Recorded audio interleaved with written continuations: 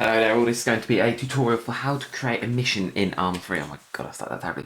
It's going to roll, but anyway, this is how to create a mission in Arma 3 from start to finish.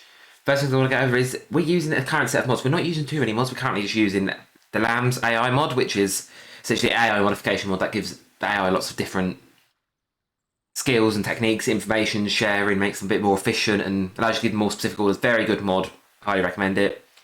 Zeus enhanced, Lean enhanced, just to give us a couple more capabilities within the editor, and then of course community-based add-ons, CBA, just some general improvements. If you are playing within the Discord, all of these mods will be pretty much in the mod pack always, so don't worry about compatibility. Of course, if you're watching this from outside my playing group, then you may want to make sure these mods are loaded. I'll have them in the description for you, and obviously these are the base mods for our mod pack. Typically we'll add more mods to this, so currently we're running a Cold War themed campaign, so we've got Vietnam, Cold War themed assets in there as well. Obviously this is only vanilla Arma 3 pretty much, just there's no additional assets in the game, just a couple of additional mods that improve the editor experience and how it will be run, because certain things that would work for vanilla editor won't work with this modded editor, but don't worry about that.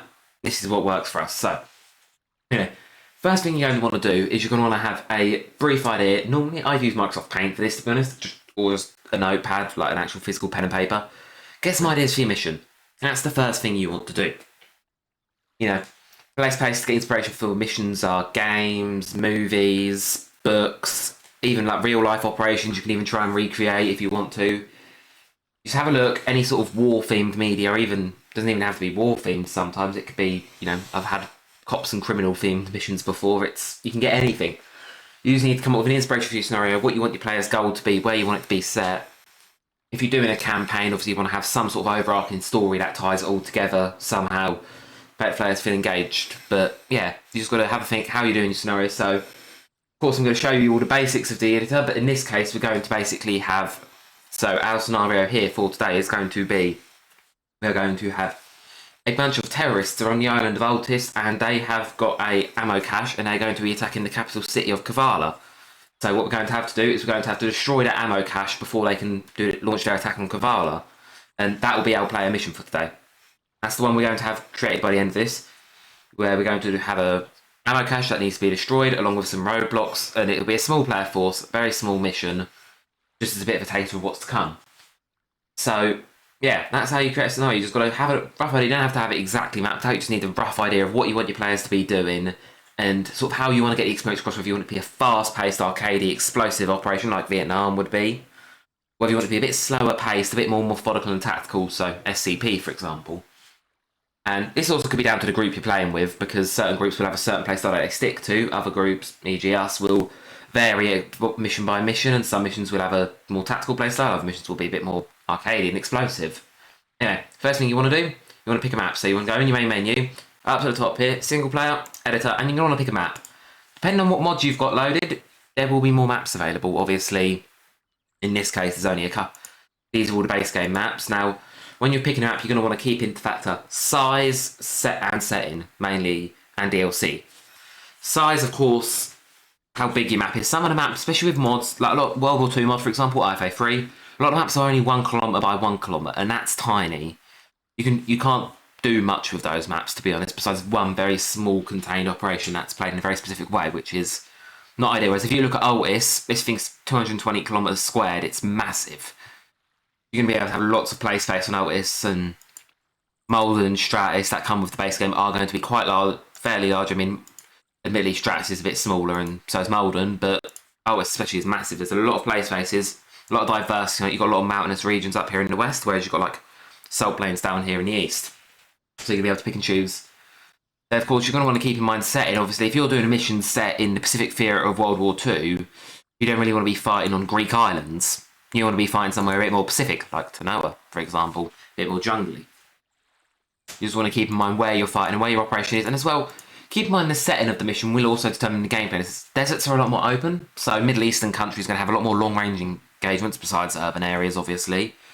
Whereas if you go somewhere more jungly, Tanoa again, we'll use that as an example, all around here it's all jungle pretty much, so you're going to be relying on jungle, and there'll be a lot more cover, and the engagements will probably be a lot closer distance. It's one of those things you've got to consider when you're making a mission. And finally, last thing you want to consider is DLC. Only thing much really got to worry about is Lithuania, I don't fucking know, Enoch, as the game file says it, and Tanoa. These two are DLC maps, so unless you know for a fact that one in your group is running DLC, don't use these because not everyone will be able to play them. But in case of this tutorial, I'm going to be using Altis just because it's the base game map and it's probably the one I'd recommend most because it's most diverse. So we're just going to click continue here and load on into Altis.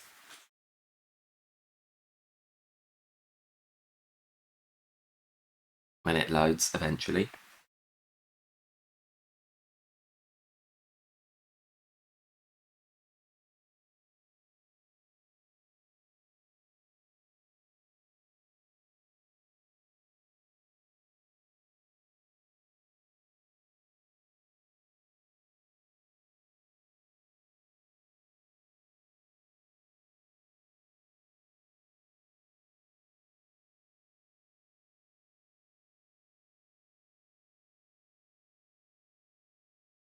And here we are in the editor, give everything a second to load. So here we are, Arma 3 editor. This is of course what it will look like. It will probably take a while to load in if you're like me and you've got Arma on a hard drive because the amount of mods I've got installed, it will take a while for all the textures to load in fully. But this is what the editor looks like. Now you may be overwhelmed by all of the interface at first, but I assure you it is not too complicated. First things first, your movement. W, X and D to move. If you hold right click, you can drag around the camera. Easy as peasy, that's movement. If you want to move faster, you hold shift. If you want to go up, you press Q. And if you want to go down, you press Z, or Z if you're American and strange. And that is basic editor controls. All along the top here, you've got scenario. View as like file in Word. You can open missions you've done, save them. Of course, when you're done with a mission, you're going to want to click export and export to Microsoft. That's when you're done with the mission, not now. Edit, that'll allow you to just turn on some different widget types of widgets and assets and group snippings. View will allow you, of course, there's a lot of hotkeys for this as well. You don't have to go to view. For example, if you press M, it pulls up the map. Map's quite handy because if you want to, let's say, here's your camera. This is where you're looking at the moment. Let's say I want to look at Etheria. You just drag the camera to Etheria, and then you go off the map, and voila, look at where we are. If you're doing if you're making a mission in night, you press N, night vision. Obviously, you can't see much, it's the day. So that's how night vision will work. And attributes, this is probably the tab you're going to want to be most familiar with. This is the one that will determine how your mission looks. So general, for the most part, general can be left untouched. Obviously, you put your mission name up there, maybe like a short 100-word briefing in sort of these overview text box here, just for the sake of that. Then, of course, what you want the only box I would recommend ticking is probably editable objects for Zeus. I just recommend ticking that box always. Here you can also set the independent allegiance. So the independent here are this green faction here. These factions don't always have a specific alliance, so you can change who they're going to be friendly with per mission. So as you can see here with the blue 4, so as you see with blue 4, they're going to be friendly. With Op 4 currently, they're going to be enemy. We're not going to be planning to use any of the independent faction in this mission, so I'm just going to leave them as they are, not touch them because they're not going to be using this mission. Environment. This one's pretty handy. It allows you to sort of set date and time. So we're going to set this mission 2033. And we'll set it at, you can of course set a different time of day. You can set overcast levels, so it can be really cloudy. Of course, just for best viewing sort of scenarios, I'm just going to make it sort of a bit brighter out here, just so, yeah. But you can have a play around with that with the weather settings. There's also wind. You can adjust the visual settings, so I really wouldn't recommend touching these. Just manually override everything. Forecast is forecast handy if you want things to change during the course of your mission. Here you can set how long. So let's say here we set it to 1 hour and 38 minutes. So after 1 hour and 38 minutes of our mission running, overcast will turn up from 25 to 100%. Of course, mission is going to take that long, so we don't need to worry about that. Then in multiplayer, this is where you can set your type of mission. So in this case, we're going to make a cooperative mission. We'll make it for a small size group, so we're going to make it for 6 players. Summary, again, small description. Personally, disable AI, that way player slots won't be replaced with AI. Respawning, I'll get onto respawning in a bit. I'll get onto respawning when I talk about how we make a player force, so we don't need to worry about that for now. Revive mode. With our Discord mod pack, don't worry about this. This doesn't need to be changed. It comes with one of the mods we used. If you're outside of the Discord, then you will want to have a player with this setting, and then the rest of it's there. Other interesting tools you're going to be interested in is really just performance. Performance is great handy because Arma is known for one thing, and that's shitty frame rates. Here what you can do is you can set the character corpses. All scenario objects will only have 15 corpses at once, and that way this basically just all this means is that corpses will despawn after a certain period of time. Dynamic simulation, this is also handy. Dynamic simulation essentially means units will only be begun to be simulated, so actually processed and calculated when they're within a certain distance of a player. So in this case, characters, so other characters and AI will only be simulated when they're 500 meters away from a player. Quite handy to have there, pretty much. And that's pretty much a basic overview of Eden. You've got some tools up here, which are stuff I don't really even know how to use yet. Settings, these are all your own game options. Just keep in mind, obviously, any add-on options and stuff, they may be overwritten by your server when you log on to that, so maybe I wouldn't recommend changing them here because they may just be overwritten by the server. Play, you can just play it. So you can play it in single player or play it in multiplayer depending on what your mission's for. And then there's pretty much here just help us and links and stuff, basic stuff. Right. That's your basic overview of Eden. First thing you're going to want to do is you're going to actually choose your location for your objectives. So my key points when looking for an objective is just mainly to pick somewhere that's going to offer a dynamic amount of gameplay. For example, like here, for example, you can see all on the map here, we've got green in the mountains. A lot of green, and the mountains and the forest will make for a lot of, and it's just about the different gameplay scenarios you want to create for your players, ideally more than anything. Like here in the town, mountainous town could be quite interesting if you have players coming from the down there, you'll have to push up the hill.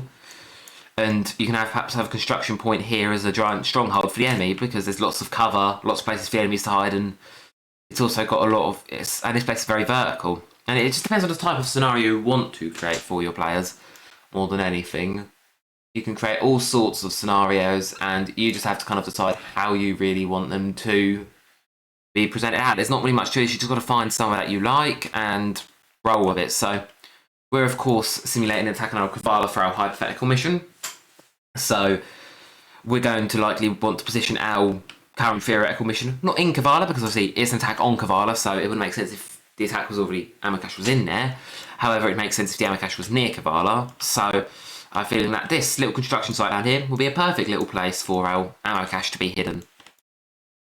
So we'll keep this place in mind for later and come back to it. We'll have it around here in this industrial area somewhere. And yeah, that's pretty much it. You're just going to choose a location that fits your mission, fits your scenario. And then this is probably the first big thing you've got to do. Decide your player force. So in this case, we're going to be NATO peacekeepers. That's going to be the role of our unit. So, and this is the part where I'm going to show you how to place down units as well properly. So here you've got objects and compositions. Objects are singular men. So just if you place him down, it's a one-off man. So in this case, we'll place down a team leader. We're going to start our player force just over here. So we're going to place down our team leader. And this is our first player. He is right here with his already pre-assigned loadout. Whereas if you go to compositions, we can place down a fire team. And voila, our fire team is placed down. All of these units are grouped to this guy, as you can see with the little square on his head. Meaning all of these units will be grouped with him. And however, in this case, we're going to make our own personalised squad. So we're just going to delete this squad here, and we're going to go to objects. And we're going to make our player force. So we're going to have 6 players in this mission. We're going to want 2 riflemen. As you can see, there's a little blue line between a new rifleman I'm placing and the first unit. That means they're going to be grouped up with each other. And as you can see it here on the left, Alpha 1-1, team leader and the rifleman are grouped up. So we're going to want 2 riflemen in our squad in this mission. And we're going to want a heavy machine gunner. We've got 2 more player slots. So we're going to have a combat medic. And then we are going to put a marksman on there because we could do with one of those. Also, if you're wondering, it's hold shift and while left clicking to rotate. And there we are. So here is our basic player force. Now, as you may notice, some of these have the little red ring. That means he's our single player character. I mean, he will be playable he will be the unit we play as in single player. However, in multiplayer, if we go to Boots and multiplayer now, just click OK when this menu pops up. As you'll see, even though they're all grouped to him, it'll only allow us to play as the team leader because these other units haven't been marked as playable yet. So what we're going to want to do is we're going to highlight them all, and we're going to right click on them, attributes, and then just tick playable, and there we are. That way now when we go to play in multiplayer, all of these units are selectable. Some of them aren't grouped up for some Arma reason. Have views aren't grouped. We group them up. There you go. These are all in Alpha 1.1 now. They're all grouped up. So this will be our player force for our mission. Now, of course, one of the other things you do want to decide is also, well, you may ask, how do I dictate what gear they have? Because let's say I'm making a mission. I don't want these guys to have the MX rifles. I want them to have their own rifles. Now, player loadouts are a complicated thing in Arma because, as I'm sure a lot of you are aware, you can spend about 4 hours. If you just plop down an arsenal, you can play hours. I'm going to go over 3 methods of how you would do loadouts. So the first method is you just, well, 4 methods actually. The first method is you just use what's included with the characters. This is the least recommended, especially if you're playing with a heavily modified mod pack. Chances are the base vanilla loadouts won't have what you're doing. If you're playing a vanilla mission, you should be able to get away with using the vanilla loadouts. However, if you're not playing a vanilla mission, you may want to customize them, so it's the sort of least recommended method. Second method is you personally, as the mission creator, you go onto a unit, you right click, edit loadout, and you personally adjust their loadout. You personally say, right, I want this unit to have a Profit 5 6.5mm with a hollow sight on it, and I want him to carry as many mags as he can of it. I'm going to get him to carry 8 of them. There we are. And you can go in individually and adjust their loadouts. Now, this is an alright method. However, especially if you're playing something like Ace, where there's a lot of different objects, you may forget something, which of course can hinder the player experience because all of a sudden your players don't have their loadouts sorted, and as much as you can use this very much to define the exact experience you want, because you can limit players in a way. That's also it. It's just a bit of a difficult one. This is a good method, but you do need to keep in mind, you need to make sure your players have everything they want in their loadout, because if you forget something, you have a problem. Third method is you can get an arsenal down. So typically for an arsenal, I use the supply crate, and I will use this box every single time. So my players know if they see a box looking like this, because this box will not appear naturally, this is an arsenal.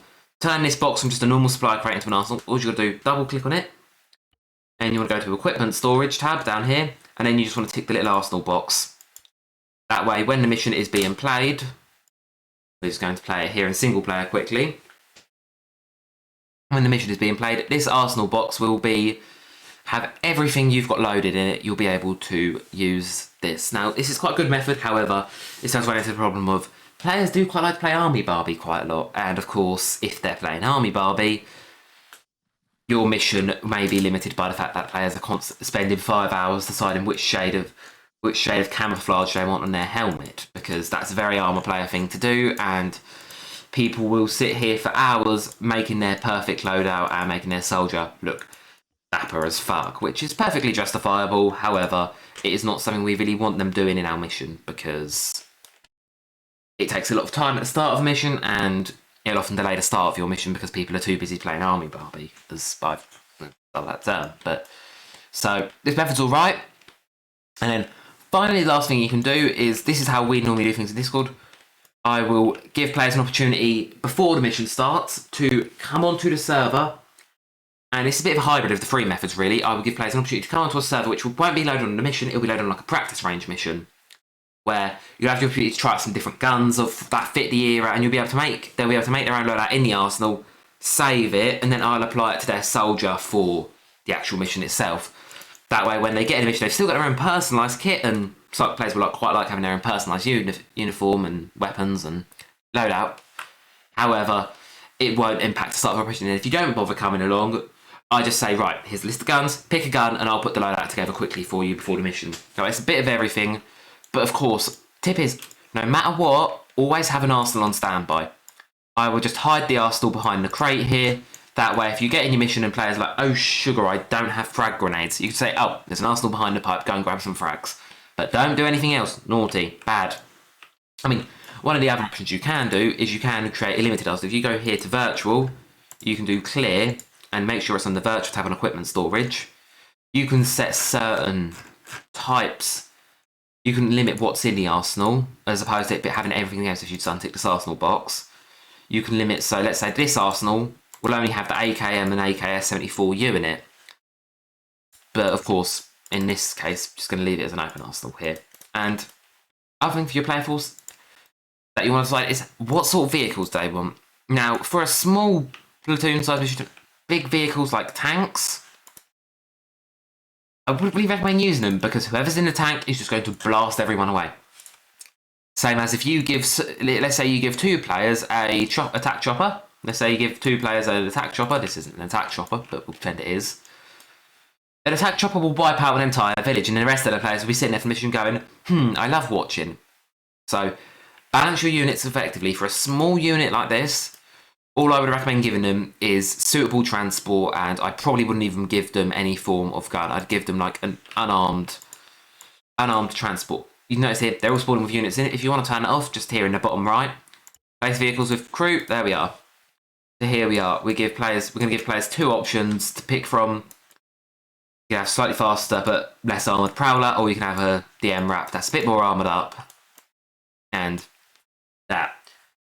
Right, so next thing we're going to want to go into is the respawning system. Now, Arma 3 respawns are a bit of a funny beast. So you're going to head to your multiplayer tab. Now, how I do respawns typically is you go respawn on custom position. And you're going to want to select respawn position. This way players will see the map and they'll be able to select where they respawn. I like to put a short delay on respawns just so players can't instantly click away. I normally put 5 to 10 seconds. In this case, we'll put 10. Now, enable manual respawn. Keep this option ticked because if a player gets stuck in terrain or gets bugged out, they can just press escape, click respawn, and they'll go back into the mission. Show scoreboard. For the most part, I leave this enabled. However, some units don't like to keep it enabled because you'll find people go scoreboard chasing, and that can be quite annoying because they just go lone wolfing. Allow AI score. We're not enabling AI, as you can see here, so don't need to worry about that one. Respawn tickets are a great option if you want to have a limited and you want players to feel a bit more concerned with life, because right now, players can respawn and die as many times as they want, which of course means if they want to do something stupid, they'll just go in and die. Whereas if you say, right, between a lot of you, you get 5 respawns, so 1 extra respawn each, immediately that's an issue. And save loadout, that can restore loadout and respawn for the most part. Leave that. And yeah, so respawn tickets blue for, you can limit it and sort of adjust how you want players to be respawned, whether you want them to value their lives or not. For most missions, I leave it disabled because for the most part, players don't really need it enabled too much. And then, of course, you need to set your respawn points. So if you go up here to systems, F5's the hotkey, I normally just prefer to click on it anyway. You can then move, and then in the little search bar, you want to just type in respawn. There we go, multiplayer, respawn position, and vehicle respawn. Respawn position, we've just got to plonk it down. This is now a respawn position. But no, you need to configure it first. You double click on it, and name. So we're going to name this starting position, because this is where our players will start. It will be an infantry respawn. It will be side. You're going to pick here whatever faction. So in this case, our guys are blue for. That'll be blue for. And notification if it's an infantry respawn, don't need to worry about. Show to everyone. Everyone can see this. It's a co-op mission. There's going to be no other guys in the other faction. Don't need to worry about that. There we are. So now, when we start, this is a multiplayer mission, which I'm going to go and start now. And we will pick, we're just going to pick the team leader. As you see, it will be empty. We go OK. And when we go into respawn it, it will give us the option of, we click continue. It will give us the option here, as you see, respawn on starting position. And then we've got to wait the respawn countdown, and then we click respawn. And here we are in our wonderful world with our vehicles. And voila, we just abort this now and back out. There we are. That's the basic infantry as well. Now, vehicle respawns, these are up to you whether you wish to do these or not. Not everyone does. I personally don't give vehicle respawns out. So if you lose your vehicle, you lose your vehicle. Now, if you want a vehicle respawn, I'm going to show you how to do it now. Of course, keep in mind, this is all about the atmosphere of the mission that I keep going on about. You need to set a tone for your mission. You want it to be a bit more realistic and heavy. No respawns for vehicles, and you can even limit infantry respawns. If you want it to be a bit more arcade, just give them the vehicle respawn. So if you want to get your vehicle respawn, what you've got to do, double click on it. You can adjust how long the delay is. Normally I like to set a delay because it can get a bit glitchy if you don't have one. So I normally just set a 20-second delay on it. Deserted distance, this one's quite handy. So if players leave the vehicle, it'll respawn. Normally I don't enable this because it's just slightly annoying sometimes to deal with. You can even limit the number of respawns. Codes to be executed. That's not really handy. Position, starting position. You can just have that wherever. And then position, I just leave it as starting position because that way it'll always respawn where it started. Rec, you can choose preserve the rec, which I do. Notification, so that means it will top up the top of your screen when the vehicle does respawn. And then pretty much that's it. And then all you've got to do is if you want to add a vehicle. Now, this won't automatically respawn every vehicle. Unlike the infantry, which will automatically respawn every blue 4, it will not respawn every vehicle. If you want a vehicle, you have to right click on it, connect, sync to, and then you click on the prowler, and then you click on the MRAP. That way, when either of these are destroyed, it will respawn them. I would show you, but no, our guys have anti-tank, so I'm just not going to worry about it too much. But yeah, that way when our vehicles are destroyed, they'll respawn where they started. And that is basically how you make your player force. You can scale this up, scale this down. You've got a starting respawn point, way to get into the mission, and you've now got a basic respawn point. Right, and then we the Arsenal methods the wrong way around. I'm not doing one of them. Creating objectives. Now, this is one that different units will have different rules on. Some units do not like tasks. Some units think tasks are the forbidden fruit. A task is essentially here. We can double click on it. We can create a title. So we're going to call this Destroy Ammo Cache. And we're going to have it owner. We want all playable units. We're going to set it as assigned. And we're going to set it as a destroy looker. And then we can put a description in there for a bit more context. I'm not going to bother for the sake of a tutorial. However, you may want to put a bit more in there. And this basically means when we boot the mission, there will be a marker on the screen showing us what to do. Some units will buy this and absolutely despise this existence. Personally, I just use it because we play quite relaxed and we don't take the game seriously enough to warrant. And as you can see there, we've now got a marker on the screen where we place the module to destroy the ammo cache. Obviously, we haven't made a trigger yet. We haven't made anything that shows us how the mission sort of works yet. So unfortunately, I can't really show you like how it will look yet. But that is the start of our mission. Of course, when you are making tasks, what you can do is you can disable position, meaning there will not be a positional marker when you load into the game. As you saw there, I just enabled in the attributes, disabled the positioning. And we'll load into the game. And as you'll see,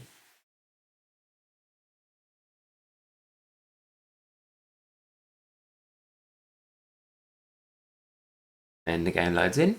Here we are. There is no positional marker. However, you go onto the map, you can click on tasks, and as you'll see, destroy ammo cache. It won't give us a location for it. Let's go ahead and locate that's grayed out. And also our description will appear under here. Useful if you want to say, look, and this is where the description comes in handy, because if you say, let's say, ammo cache is located within the gathers on the task mission, players will know, right, I don't have a marker on it, but I know the mission marker is somewhere around this town.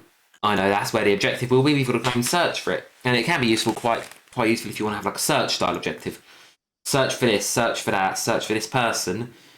And you can just set it up that way and players will venture that way themselves. So some players absolutely hate tasks, other players love them. It's down to your unit. We're going to roll with them. I'm going to show you how to use them. So anyway, we're going to want to have this on module position. And there we are, destroy. So, and the start of it, so we're going to start our players here. And just for the sake of a bit of closeness, I'm going to put our destroy cache. I'm going to put our cache to destroy in this warehouse. And there we are. Create task, destroy that in that warehouse. There we are. So that module is there, and there will be an objective marker there. Now, of course, we need our ammo cache. So we're going to go to objects, props. I'm just going to type in ammo. And we're just going to grab a basic looking ammo box. Something that looks... We're just going to grab this little square ammo box down here. And just because it is a destroy objective and explosives and armor are funny, I like to just reduce the health and armor low enough so one explosive will take it out. Now, there was a little hint, if you're doing an ammo cache, a destroy objective for that extension, I would, if I can actually find explosives, I would recommend putting explosives in the ammo cache, only because 9 times out of 10, what will happen is people will forget to actually bring explosives, and then they'll get to the mission and go, oh shit, I don't have any explosives. So I put some in the ammo cache, so we just take some out, plop the explosives down, and back off. Now, this is where it's going to get slightly more complicated. For a destroy objective, we're going to need to give this object name. So we're going to double click on it, variable name. I'm going to call this OBJ1, objective 1. Keep your variable names organised so you know what's what. OBJ1, and as you can see here on the left in our hierarchy, it's got OBJ1 next to it. Now, it gets a little more complicated, so you're going to have to bear with me. We're going to go to triggers. I'm going to place down a trigger. Because this trigger is going to be detecting whether this is alive, we don't need to have any of these object size triggers. We're just going to place this one down. Trigger, none present. So, and then the condition. So this is where you're going to do for a destroy objective. You're going to want to go dash alive, exclamation mark meaning not alive, and then OBJ1. So it says, so this trigger will activate if not alive objective 1. So if objective 1 is not alive, it will activate, and any object synced to this trigger will be activated. So now what you're going to do is you're going to go to tasks again, and you're going to want to set task state. You're going to want to double click on this, succeeded, and then you're going to want to sync this to your main task marker. This means, so when this task is activated, whenever this module is activated, obviously right now it's not attached to anything, so it's just activate on mission start. But when this module is activated, it will set this task from assigned to succeeded. And then to get it set up properly, you're going to want to sync the trigger to the set task state. I mean, when this trigger is activated, it will activate the set task state, and it will set any tasks synced to it to succeeded. So therefore, it will set that task to succeeded. And voila, that is basically it. And there we go. So if I go to play from here, you can right click and go play from here if you want to test something. Quite simply, this is how we're going to be doing it. Load it up on in here. I'm going to grab an explosive from the crate and blow up that said ammo crate. And there we are. So here we are. Here's our ammo crate. Of course, I set it up as an arsenal, so I'm just going to open it up, and we will be able to grab some explosives from it. Obviously, we need to. Not going to be able to fit explosives on me, am I? For God's sakes. I'm going to cry. Anyway, so I could just relax. I might be able to fit one. No, I will not. So because I'm a dumbass, I can't actually fit explosives on me. Oh no, here we are. There we are, explosives. So obviously, you go to put explosive charge down. I'm going to put 2 down because I don't trust Arma, and I'm just going to stand back and touch off 2 bombs. Just going to open that door up, get back, like let me out, and get back, get some distance. As you can see there, objective markers there, and we're going to touch off the bombs. Now, task completed, destroy ammo cache. As you see, that synced it off as we destroyed the ammo cache, and then when we go to tasks up here, you'll see it succeeded. Obviously, there's not much to this, and obviously they can see the respawn point. And there we are, quite simply. There we are, you've completed your very first destroy objective. Now, one of the other things you might want to ask is, how do I sync multiple objectives together? We're going to create a second objective to this mission. We want you to kill a general. There's going to be a general. Here's going to be part of Op4. We're going to have, of course, our FIA as our enemy force. So we're going to have a team leader here, and he is going to be our second objective. Your second objective is going to be to kill this gentleman. Now, we're going to want to place him separately, because keep in mind your mission structure. Your player is going to come from here to this first objective. The mission will break if you do the second objective first, because it's just a bit archaic like that. It'll just be a bit funny. It'll just easily be the second objective. So we're going to want to make sure this is the second objective. So we're going to want to place him a bit further away, and he's going to be placed down here. I'm going to put him in this construction site. Here we are. And now we've got this guy in here, and we're going to want to give him a variable name. Objective 2. He is now Objective 2, and he is there. And then we're going to want to create a task for him. So we're going to go here, task, create task. Now, it depends on how you want to do your tasks. In this case, I'm going to show you how so it'll only show you one task at a time, or you can have them all on the screen and then you just have to markers change. I find it a bit easy just to have it one task will only be active at a time. So we're going to set this as assigned to players. We're going to want to make sure we assign it to all playable units, and we're going to go eliminate general. And voila, then we can set the task type. I'm going to set this to a kill. Now, I'm going to use a different type of destination for this. I'm going to set this to synchronized object. And then we're going to want to right click, synchronize to this man. This means that this unit and this objective, when this marker is active, it will always be on this guy's head. Meaning we'll be able to know where he goes. So if he moves from his starting position, he will be tracked. Now, problem we'll face right now is both of these tasks will be assigned at once and Arma will be funny about it. We want to make this task only become active once the first objective is complete. So we're going to right click on this one, sync to, and we're going to want to drag it all the way back to our first trigger. Meaning that here we are. So when our first objective is complete, I'm going to drag this guy just a little bit closer for demonstration purposes. I'm just going to put it behind there. Got that there actually. And then we'll go play from here. And then I'll show you how this one works. So we'll destroy the first objective, the marker will disappear, and then the marker will be placed on the second objective, and it will be shown at the top of the screen.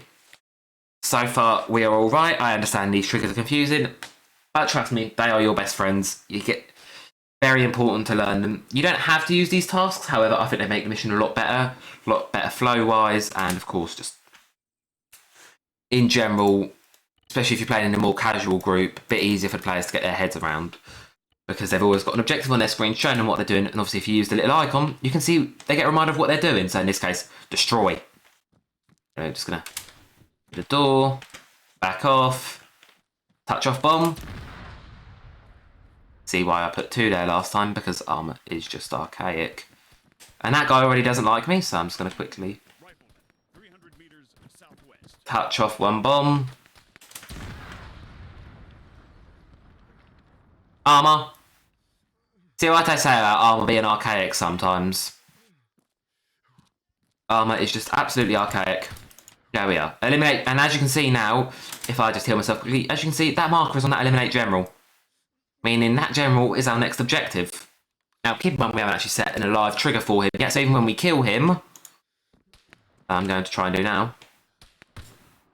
As you see, even though when we kill him, the marker's still going to be there, because we haven't actually told the game when this objective is completed yet. The game just sees it as, right, we're going to leave the trigger there. So of course, we now want another trigger, and we're going to set up exactly as the same as we did before. We're going to want to set it up as, we're going to want to go to triggers, we're going to want to make a trigger, and we're going to want to create a task state module.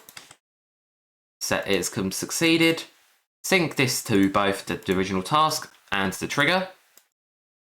And we're going to go exclamation mark alive obj2. There we are. So when that way goes, that trigger is completed. It will complete that objective, and this will also mark the and then all we've got to do is put this guy back where we want him to go. So it's going to put him back here. And voila, there are 2 objectives completed, and our final objective will be to reach extraction point. Reach the extraction fob. So we're going to, obviously, it's a bit unrealistic for it to be this close, however, we're going to have it this close. We're going to have a helicopter pilot here. We're going to put a helicopter here. And I'm just going to make sure they're grounded so they can't actually go anywhere, just because we don't want them interrupting our mission. So we're going to go forbid disembarking, and they're just going to sit there. There we are. And then for this objective, we're going to want to create a task. Create task, and we're going to call this one extract. We're going to want to create a helicopter. So helicopter assigned all playable units. There we are. Then I'm going to personally place this a bit above the chopper, just so it's there. Now, of course, how would we do this one? Well, we're going to use a different type of trigger for this one. We're going to use one of these ones with spaces on it. So I'm going to start off with a 10 by 10 trigger. However, if you click on the trigger and then press 5, you'll see now I've got squares around it. Now you can drag it and make it the right size. Basically, the minute a player enters the playable area with the chopper in it, it'll complete this objective when the player gets close to the helicopter, essentially. And there we are. However, we will need to set this within the trigger parameters. So this is going to be activation. Any player is present Repeatable, in this case, only one player needs sweater, so it doesn't need to be repeatable. Don't tick this box, but I don't know what it does. It breaks everything, just don't touch. And there we are.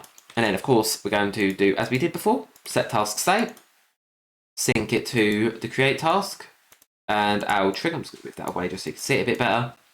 And we're going to set this to come succeeded. And then, of course, this is our end scenario, so we're going to go, that's the rob, I'm not actually typing there. We're going to go scenario, end scenario, custom mission completed, status completed, and then we're just going to sync this up to the trigger, meaning any player is present, it will mark the objective as complete and it ends the scenario. And then, of course, all we need to do is to get this task to activate when the other task is complete. As you can probably guess by now, we just sync it up to the trigger of the previous objective, that completes the previous objective. There, so when we kill this bloke, it will trigger that objective to appear on our screen. Wonderful. You have now learned how to place triggers and create some basic objectives with it. Easy as pie. These are two simple types of objectives, kill, and of course, you can, of course, modify the way I've set up the extract objective to create it to a move to a certain area waypoint. Now, I'm going to show one more type of objective. We're not going to use it in this mission. However, you may find it handy to use. Let's say we want players to clear this compound of enemies. So I'm just going to do this over here, away from this mission, and we're going to set it up over here. So we want to clear this house of enemies. So I'm going to set a trigger. I like to set it bigger than the arrow, just in case the arrow move. And, well, actually, let's start off with our task. So we've got our trigger. We want our two task modules down. I like to place everything down before I start editing them. We know what we need. We need these three. And then, of course, this needs to be synced to that. There we are. And this is our basic trigger setup. And then all we need to do is edit our trigger. So when enemy is not present, this will activate. This basically means when all the enemies in the area are dead, it will activate this trigger. And then, of course, we can create our tasks. So obviously we create our tasks as normal, all playable units assigned. We're going to want to attack and then clear compound. I'm just going to put two enemies in this compound as a basic objective. So here we are, clear compound, and then I'm going to put two op4 units down. I'm just going to use basic CSAT because CSAT work. And simple answer is that, really. And then I'm just going to play from here. And I'll make sure this objective is assigned. For us, obviously, this is going to be slightly funny because there is the other objective over there, but it should be alright. And then, so our objective is to clear this house, and all this the way this triggers is that basically, when there are no enemies within the defined area, it will mark the objective as completed, which is, as you can imagine, pretty damn handy. So yeah, as you can see here, here's our area, and we're just going to waltz on in and kill our two enemies. Of course, we know where we are, so we do have a slight advantage here. I'm going to clarify slowly. There's one dead. And there dies the second. And as you can see, I didn't set it as completed, so my bad. It says task unassigned. But yeah, there we are. There's no enemies, and it will update the task as you request it to. That's a third type of objective you can have. So if you want to have a town clearing, all you've got to do is just set this trigger radius to be the size of a town. Make sure it's bigger than the area, because Arma AI will wonder. He may go and think it's a good idea. I'm going to go and reposition myself here. And of course, if your trigger's only the size of the house, then of course, well, that's a mild problem, because all of a sudden, oh no, he's outside the trigger area. Even though he's alive, it marks the objective as complete. So you just got to be careful now when you want to make it a bit bigger than it needs to be. Anyway, that's that done, and we've now got our basic mission set up. So you've set a player force up, you've set objectives up from start to finish, and we know we've tested each of the objectives. We know they work. All we have to do now is pretty much place down our enemies. Now, one of the key things we wanted on this mission was we wanted to have a bit of an ambush / roadblock on the way. Now, this is where the AI is going to come in handy, and it's another thing. You want to know how many people you're fighting. So we're going to have a patrol team. So we're going to make our ambush now. We're going to have our small patrol team, and we are going to start them off in this compound right here. Here's our little patrol team, and when you've got the first unit highlighted, if you press shift and right click, it creates a marker. For this type of objective, we're going to want two markers. Now this is where lambs comes in handy. So the first marker is going to be, we're going to want to double click on that, and then we get this menu. We're going to want it to be a hold marker, so that means they will hold their position. Keep in mind, with the hold markers, they will hold until you give them a trigger or some other instruction to move. The hold markers don't end after a certain period of time. It is infinite, so you need to make sure if you give them a hold marker, they have some sort of end to it. And then we're going to have combat mode. We don't want these guys to open fire, so they're gonna hold their positions here and hold their fire. And this second marker, we're using lambs, so you're going to scroll all the way up to the top, and we're going to set lambs rush. This basically means any players within a kilometre of them, they will rush at when this objective is triggered. We're going to set them to go to full speed, and then we're also going to want to set them to open fire, because remember, we set them to hold fire, and if you leave this as unchanged, they'll run at the players, but they won't shoot them. So we need to make sure they actually decide to open fire on the players. So open fire, this is going to have them open fire unless they do not fire unless fired upon that way. That way I think it's just a bit fair because it gives the players an opportunity to spot them first. Anyway, that's our AI done for our ambush. And then all we need to do is set up the trigger for the ambush. So we're going to set up a trigger here. And when the players cross, we're going to modify the shape of our trigger here. So when the players cross this line to head towards the objective, here we are. When the players cross that line, and then we need to set it to... Now this one, we're going to need to set it as a skip waypoint type. So any waypoints attached to it will be skipped.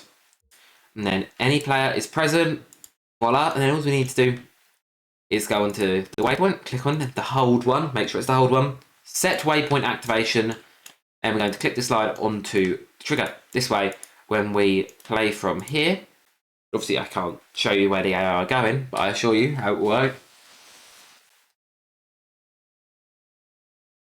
When it loads, I'll put it at 4 times speed, so it will go quite fast.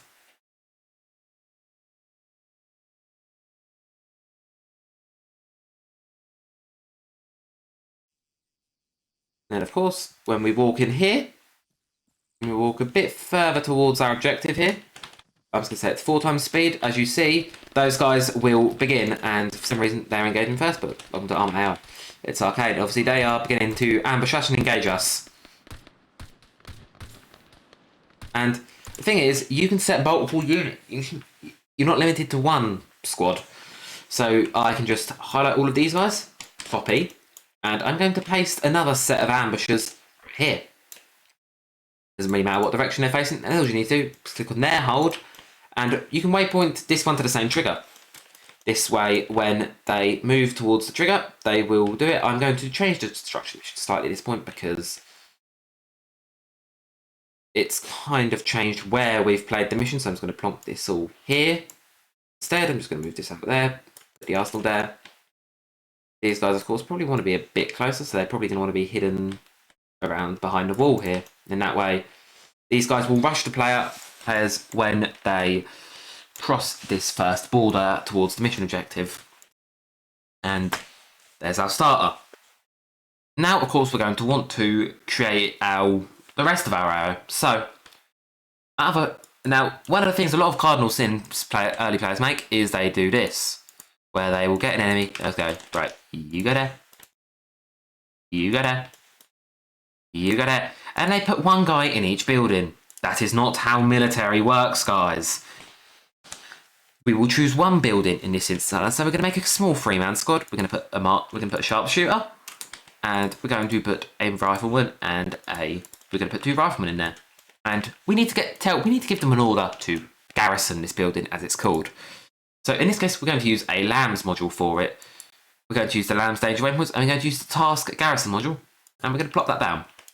And as you see, this one's got a circle on it. You're going to want to adjust the size of the circle, and because basically any building within the circle, the units will attempt to garrison in it. Anything within the circle, the units will garrison. Garrisons will find specific points that have been pre-placed in buildings that are good defensive positions. And again, all we're going to do is sharpshooter, sync to the garrison module. That way he will go and sync to the garrison module. When the mission starts, I'm going to teleport him there because saving a bit of time. And there we are. So that way we've got this building as a bit of a fort, stronghold. And then, of course, we're going to reuse that ambush structure from before. We're going to take this unit and we're going to copy and paste them again. However, this time we're going to put them back here. Now this time, the key is they're going to be out of the way, and they're going to hide behind the bush, and then they'll rush. However, we're going to set this waypoint activation. Now for this one, this is where I get confusing, because we're going to need a second trigger with the same parameter on it. But this type of obviously this trigger is going to be need to be a skip waypoint one, and they will need to be separate because fuck Arma. And there we are. That way, when that first objective is completed, these guys will kamikaze you and rush you. And then, of course, our guy here, we are going to actually garrison him on this building. So as you can see, we're just going to garrison him over here. And we're going to put another squad in, and then we're going to put another we're going to group 2 men to him, and we're going to have them garrison the building with him. So give him an explosive specialist and just give him a light rifleman. There we are. And they'll go and garrison the building with this kind gentleman, meaning that he is going to be stuck there. And there we are. And here very much is our simple mission completed, and that is our entire mission. We've got our ambush and roadblock placed up. We've got everything, and now we can play it. So I'm going to put invincibility on because inevitably I will die if I just play this by myself. So I'm just going to disable damage on the player there quickly, and we're going to play this in. And obviously, now we've moved everything closer, we don't actually need our transport vehicles. So keep that in mind. If you don't need the transport vehicles, players don't need them.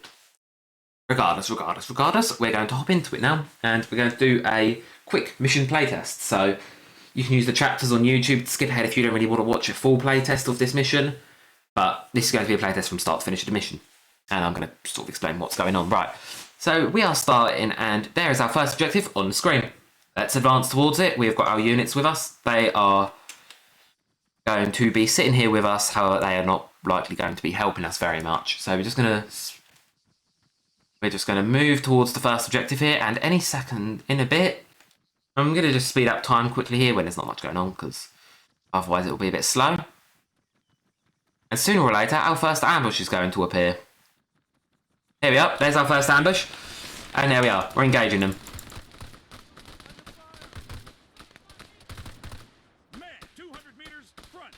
There we are, so just going to move around to engage these guys. There. Now engaging these guys. Of course, our other guys are all the way over there. They're all the way out. We're just going to engage as many of them as we can.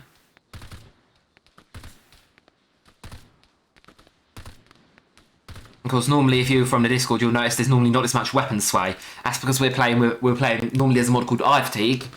We're not playing with that, so there's stamina and weapon fatigue in the game, which is fair, depending on what kind of playstyle you're going for, fair enough, because as you can see, it's making it very hard to hit things.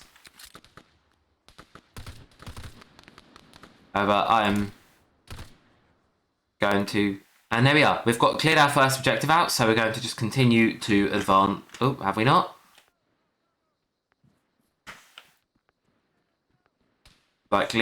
More likely than not. One on the left. I just don't see him. And then there. This is welcome to what a normal Arma AI is like. I hear him, but I don't see him. Anyway, I'm just going to ignore and let the AI clear him up. I'm just going to let them... They'll catch up in it. And here's our garrison building. That'll be where I heard the fire coming from. As you see, here's our garrison building. Those guys are hidden up in the building. And after this, I'm going to show you how to fortify a building properly after this playtest, because that's more of a cosmetic thing. Now, of course, good thing we cleared the building, because there's a guy in this building. We're just going to move in and take him out. There we are. And since we're playing a bit arcadey, I'm going to borrow his rifle, because, you know, why the hell not? There we are. I now have a sniper rifle. I just feel like that'd be more useful than what I had. Borrow this. We're going to advance. As you see, that ambush has gone a little bit sideways and they've started to engage us a bit early. However, not an issue. They're going to try and hide back a bit more. It's not the end of the world. I wish to engage us slightly earlier. Of course, you can set this, stop them doing that by just kind of getting them to hide further away from the gunfire. Because like one bullet went in their direction and that upset them. So I'm just going to... There we are. Task assigned, eliminate general. Task completed, destroy ammo cache. Now we've got to go and kill that general man. So we're going to advance. Now, that's when these guys get a rush order. So even if they have engaged us previously, they will now get very aggressive with us. But as you can see here, That gentleman is very much exposing himself for us, which is nice and polite. Very hard to play this game with all the weapons, so I genuinely do forget how much it is. Really. There's one. What was the second one around there?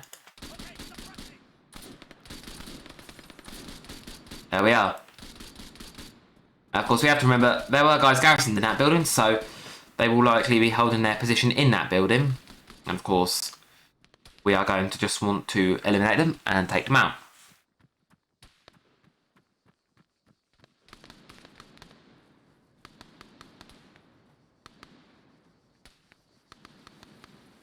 So we are just going to want to advance on them. Those guys will likely be wiped out by our...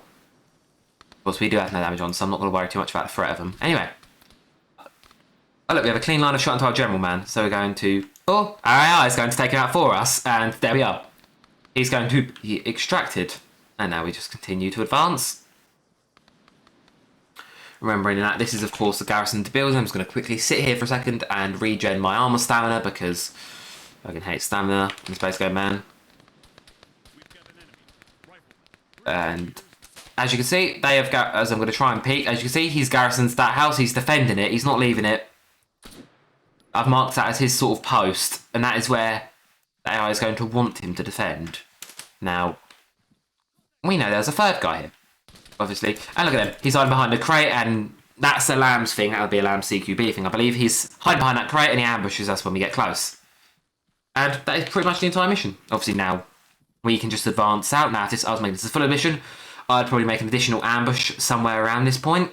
Just kind of, just maybe in a couple guys garrisoned in the house. A couple more guys before we advance on, or maybe just give the players a vehicle to get here quickly. However, here is our objective, and we're just going to advance towards it now. And there we are. Task complete, extract, mission completed. And sure, that was a short one, and it was very light and basic, but that is a very simple mission we have made, and if you followed along making it exactly like how I did, obviously that wasn't what I told you to do, but obviously, as you can see here, you got all of my kills, the 3 objectives, marks completed, and there we are. Continue. Good job. We have successfully made a mission. Now, the rest of this video is just going to be some light tips and tricks. The first thing I'm going to show you is how to set up a... We're going to improve this mission now. First thing I'm going to show you how to do, let's improve this fortification.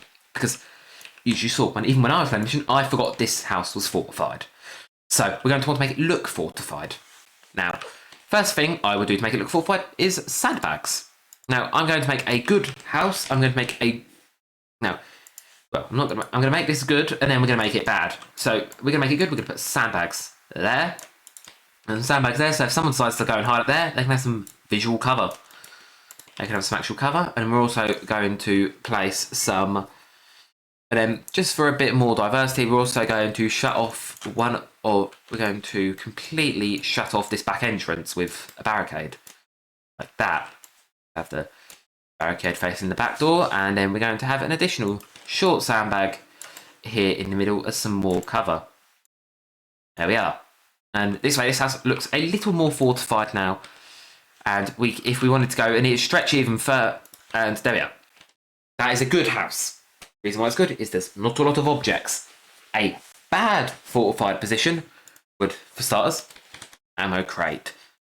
AI will not resupply from an ammo crate. You do not need to give them ammunition. Unless you want it to be a player resupply point, you do not need to give the enemy AI an ammo crate. So, if you're going to do this and decorate the house and make it look like this, you know, and then we give them... We'll give, you know, and if you're going to... And immediately, one of the things with Arma is objects take up frame rate, and they are one of the worst things you can ever do to a mission. This house was not specified as fob, as a base. We're just using it as a place to shooter, basically. There's nothing about the ammo cache on the briefing on here. There's no ammo cache that needs to be destroyed. Therefore, we do not need to put an ammo cache in this building. Like you may see these, like for example these are fairly good. Obviously, for some reason, I can't actually find the ones that normally come here. But this is quite good because the only objects here really are functional objects. Besides maybe the toilet, that doesn't really need to be there. Everything in this fortification, this pre-made one that comes into the props competition, it's actually useful. Whereas some of the ones you will find are absolutely rubbish and have a lot of useless objects. For example, do I really need to put a checkpoint on a road like this? Because what you need to ask yourself is, does it add anything to the mission? Does it explain anything to the players? If the answer is no to either of the questions, chop it. Doesn't need to be in there. It doesn't need to be in there. You know, an example I will borrow from another Arma video is this house here is going to have it's going to be a medical house, and you're going to need medical supplies from it, of course. You don't need to go around the town and decorate every house. Do not do that, because you have about 5 frames per second and you will come with me, come complaining, I have no frame rate. Do not do that. Only decorate the houses you need to decorate, because players aren't going to decorate them. So, only put stuff in fobs and mission objectives. Fobs only need to be fortified. Stuff with objectives, you might want a bit of context explained. So, for example, if this is an ammo cache, for example, as here, obviously, this is a bit of a warehouse, so maybe, just to sort of shell it as an idea, maybe you want to put some shelves around. So maybe you can put some shelves over there. One shelf over there, just to sort of seal it, and maybe you want to put a cargo container. Just to further sell the fact that it is. However, as you see, I'm going very light on the objects intentionally. There's only going to be 3 objects in this entire place. That way. It still looks like a warehouse, and this still sort of looks like an ammo cache warehouse. You could imagine there'd be lots in there. However, the ammo cache you want to destroy is this one on the floor here.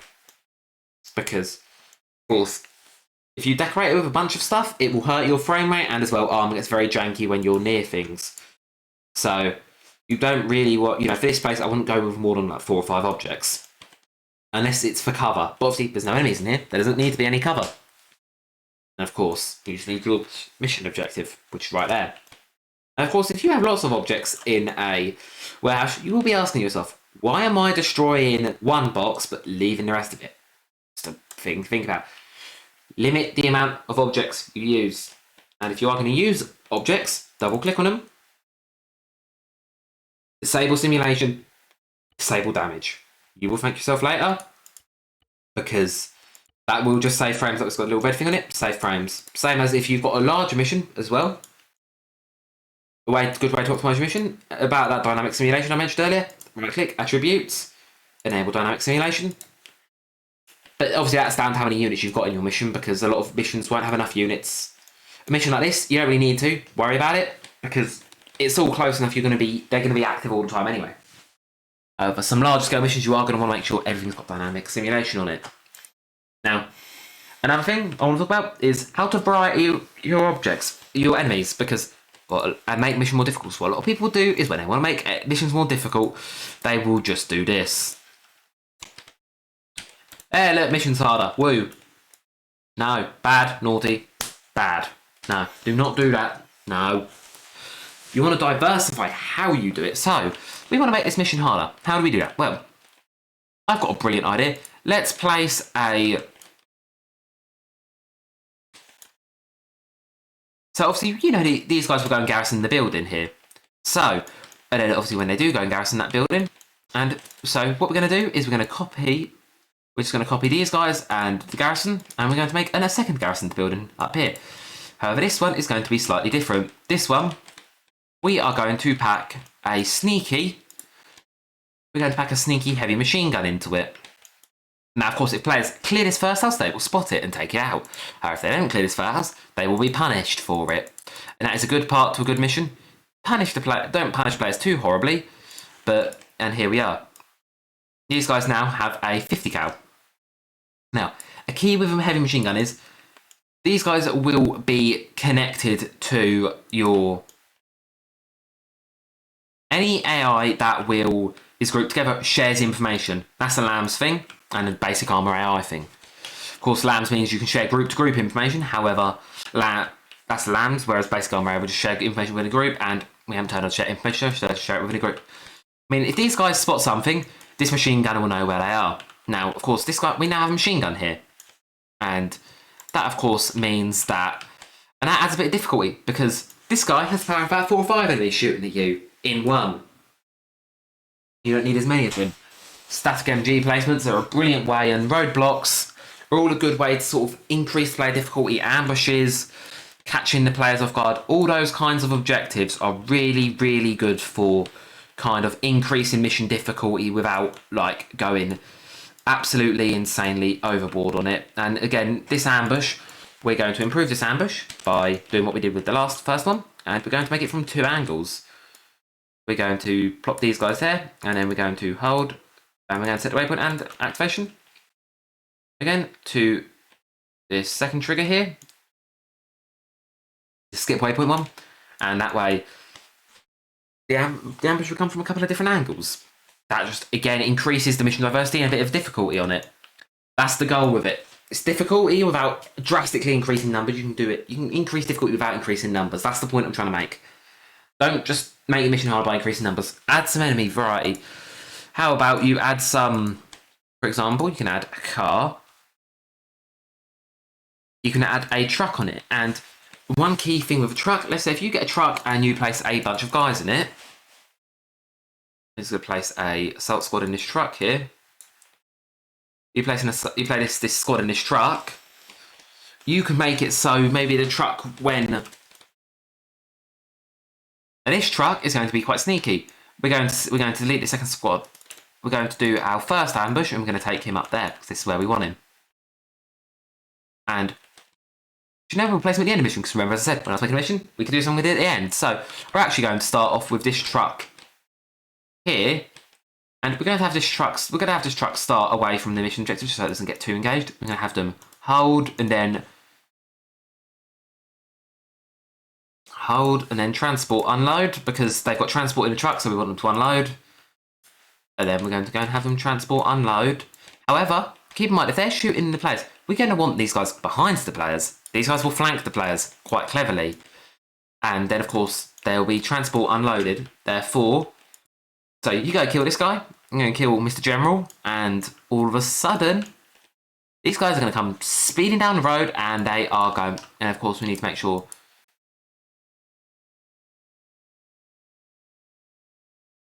Who has this marker for? Oh, okay. No, we've put everything on the wrong mark. So this is the key here. You need to make sure you've actually got them on the right. You want the driver to be the one with the objective, not the other way around, because otherwise you'll have this problem of these guys will want to. And there we are. I'm just going to move the transport unload back up here. There we are. And the transport unload probably want it being on the floor, so they'll actually be able to do it. And then that way, when the guy, and now we're going to sync it to the waypoint. This goes on.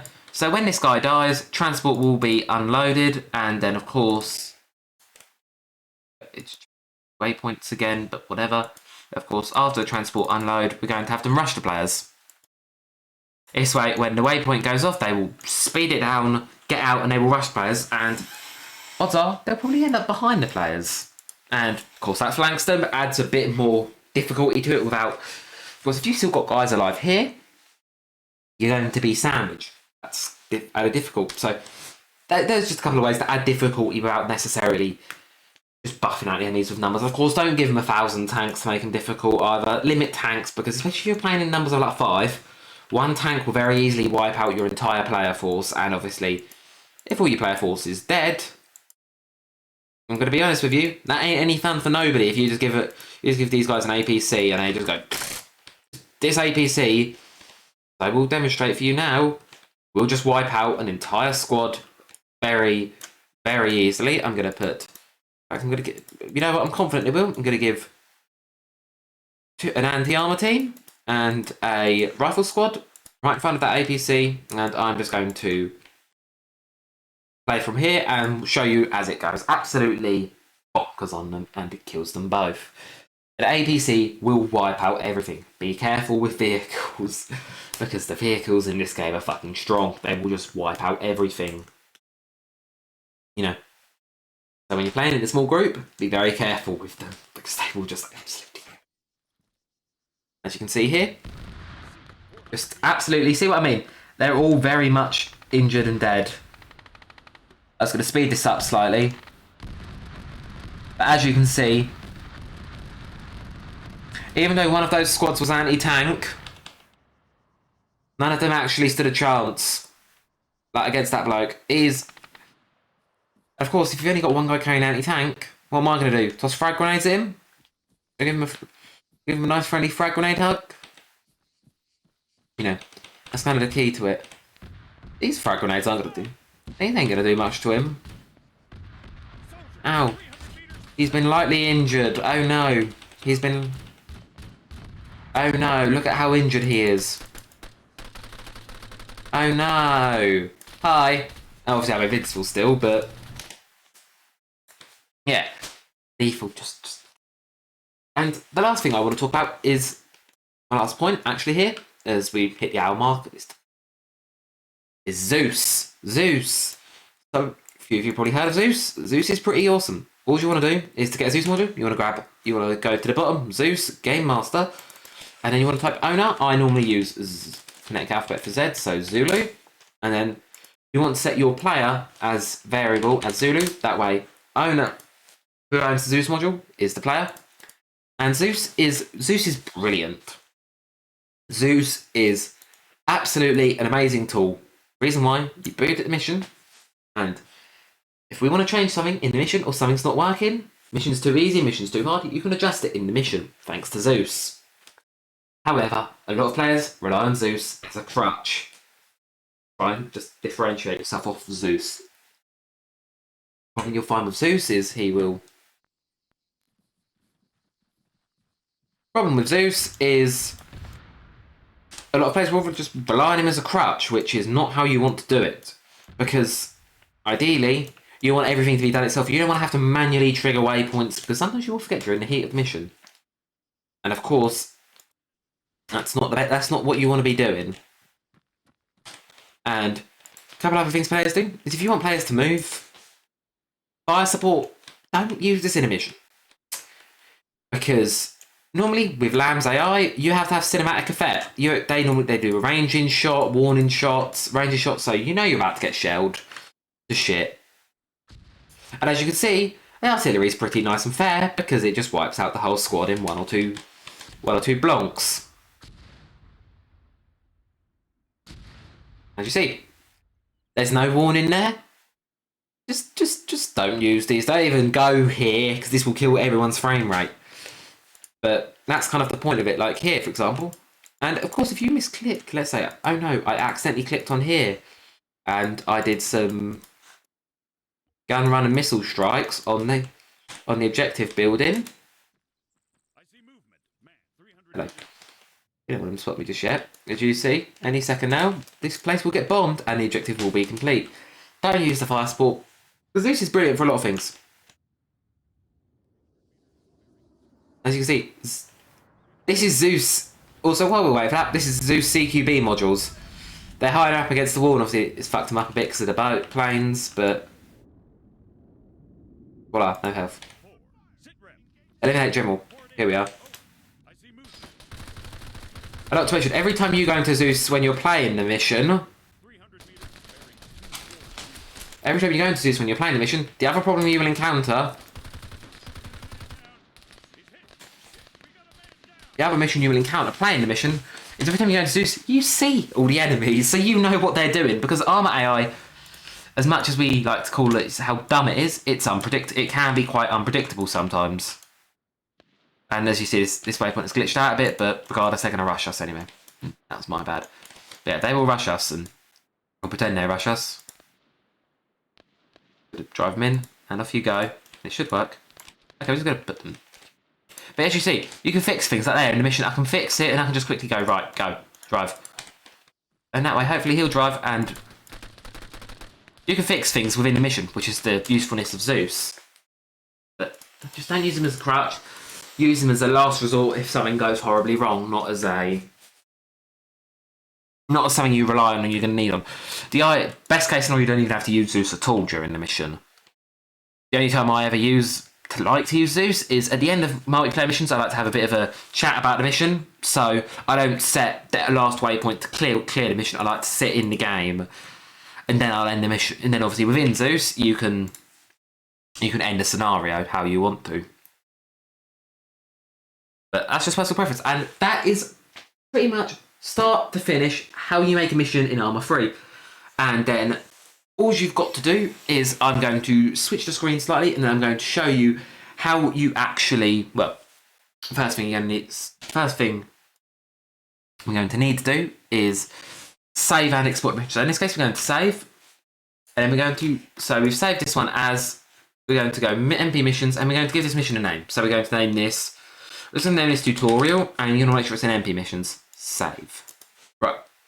Then what you want to do, this scenario, export to multiplayer. Voila. And now we can close Arma 3. And I'm going to give you guys display capture so you can actually see what's on my screen. Hi, welcome to my screen. Right, first thing we want to head into is we're going to head into File Explorer. You're going to want to head into your Documents folder. And now you're going to want to head into Arma 3.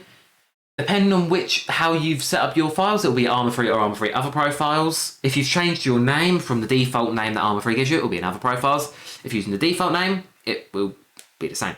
So we're going to go to Other Profiles for me, my username, MP missions, and voila, right here, tutorial.altis. As you can see, it's .altis because, I don't know, I'm zooming this in so much. It's .altis because the name of the map that it's on the Altis map. And now, other thing you're going to want to download is you are probably going to want to download PBO Manager. Let me just pull that one up for you. Right, so we are back, and this is the website you're going to want to download. I'll leave a link to this website in the description. Normally download it for Armaholic, which was an Arma mod website that got taken down recently. So this is what I use, PBO Manager 1.4. You just download it and run it, install it, as you would. And so when you're here in you've got your mission folder, you're going to want to right click on it, and you're going to want to PBO Manager, pack into it's tutorial.pbo. And voila, there is your mission. And all you need to do is DM it to whoever your group leader is. So in this case, I'm just going to send it off onto a bot on Discord. I'm just going to click here, send it off, tutorialartist.pbo, and there we are. That's the mission. I will be able to then go and put that on the server for you. Easy as pie. And that's how you get a mission off your Arma thing. That's easy as pie. I will do a more advanced edit tutorial for some specific things. What I might do after this is make some more specifics tutorials as opposed to just this one, which is a general one. But yeah, hopefully someone's found this useful, and obviously I do apologise for being like an hour and 17 minutes long, but yeah, some of our missions take upwards of 6-7 hours to make, so yeah, it will take you a while. And a mission dedicated is, of course, and the rest of this is going to be more for specifically in our group. So if you're not in my group, you sort of don't have to really listen to this sort of it really. But if you are, the key is, when you make a mission, have fun, balance it, and don't worry about it being long enough for an entire operation, because we will run co-op servers just small co-op missions on the server. I can just put on there, even if if you don't want a full operation or you just want to test something, that's all you've got to do. You just test a mission and just test how it works. But this is everything in regards to making your mission, obviously. Having it, and then of course we'll run it on the server, and before you do give it to me, send it off, make sure it works. And if you give it to me as a PBO, I can also download it into my own game and test it out. Make sure it works, make sure it's functional. If you have an issue, I'll be able to take it and send it to you. Of course, so yeah, there's plenty of it to do. There's plenty of stuff to stink your teeth into, plenty of stuff to learn. If you want a specific tutorial on something, just drop me a DM on Discord or drop a comment, and I'll make a quick video on how to do that one. In that regard, that is pretty much everything. So yeah, apologies again for this being an hour and 20 minutes long, but hopefully it's been useful. You've got a basic idea of how the editor works now, and if you'd rather me make some more bite-sized videos on how to do basic things, I will do that. What I will also be doing, and this will not be done yet, so do not request as soon as the video is done, I will be doing this likely tomorrow or in a couple of days' time, is I will make what are called compositions. I cannot show you these because I was an idiot and accidentally closed the game. However, compositions, they will be under the F2, and then they'll be under the little white custom compositions icon. You'll be able to download my compositions from the Steam Workshop, meaning you can download my how to create an objective. And you can probably already download these sorts of things. So once you just go on composition, and if you go on the Steam Workshop, there are a bunch of different compositions you can have here. Of course, you've just got to keep in mind a lot of these are full missions. My idea of these will be modular, so you'll be able to you'll place down each objective one at a time. You place down one objective, then the second objective, then the third objective, and then all you have to do is string them together, place the enemies around them, and go. But there are plenty of compositions on the workshop, so make sure they are for vanilla, and you'll be able to place them, download them, and obviously just be careful that they don't use too many objects, because a lot of people do use a lot of objects. But yeah, that is pretty much everything. So thank you again for watching, and that's pretty much everything. Happy mission making. Drop a comment, drop me a DM if you have any issues. And that is all for now. I'm signing off. See you later.